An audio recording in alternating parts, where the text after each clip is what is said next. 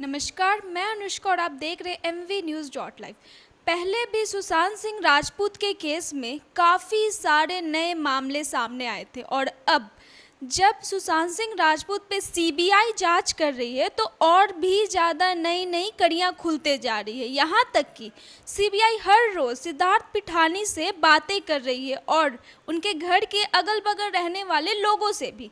यहाँ तक कि सिद्धार्थ पिठानी से जब CBI बात कर रही है तो उनके बयान और सिद्धार्थ पिठानी के साथ थी उनके कुक का भी बयान फॉरेंसिक रिपोर्ट से काफ़ी ज़्यादा अलग आ रहा है। इस खबर पे विस्तार से थोड़ा हम लोग जानते हैं। बिहार के बेटे बॉलीवुड एक्टर सुशांत सिंह राजपूत के मौत के मामले में CBI सिद्धार्थ पर जांच में जुटी हुई है। CBI की टीम ने सुशांत के फ्लैट में सिद्धार्थ पिठानी और कुक नीरज से 11 घंटे पूछताछ की है। केस में फॉरेंसिक सबूतों और CBI टीम की तरफ से दर्ज किए जा रहे बयानों में अंतर आ रहा है, जिसके बाद फॉरेंसिक टीम आज एक बार फिर सुशांत के घर जाएगी। माना जा रहा है कि अब वो बयानों के आधार पर भी सबूतों को परखने की कोशिश करेगा। सुशांत केस में सिद्धार्थ पिठानी का बयान सबसे अहम माना जा रहा है। पिठानी से पिछले दिनों से CBI लगातार पूछताछ कर रही है। सोमवार को 2 बार CBI और CFSL के जांचकर्ताओं के बीच मीटिंग हुई, जिसके बाद ये नतीजा निकला है। पूछताछ में मिली जानकारी और फॉरेंसिक नतीजे में अंतर आ रहा है।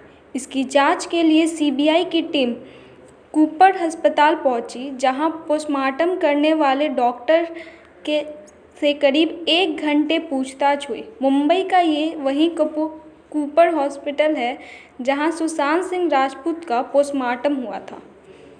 फॉरेंसिक डिपार्टमेंट ने CBI को जानकारी दे दी है। CFSL की रिपोर्ट के मुताबिक जिस कपड़े से सुशांत का शरीर लटका था वो सुशांत का वजन बर्दाश्त कर सकता था। बिस्तर और पंखे के बीच की दूरी सुशांत के लटकने के लिए काफ़ी है। सुशांत के कमरे के साउंड टेस्ट की रिपोर्ट भी CFSL ने सौंप दी। कितना आवाज़ कमरे के अंदर जा सकती थी और कितने कमरे के बाहर आ सकती थी। दीपेश, नीरज और सिद्धार्थ पिठानी के उंगलियों के सैंपल भी फॉरेंसिक टीम ने ले लिए हैं। इनका सुशांत के घर से मिले फिंगरप्रिंट से मिलान करवाया जाएगा, फिर जिससे ये नतीजा आएगा कि इस मर्डर में किनका किनका हाथ है या फिर ये एक सुसाइड केस है। तो देखा आपने कितना ज़्यादा पेचीदा होते जा रहा है सुशांत सिंह राजपूत का ये केस।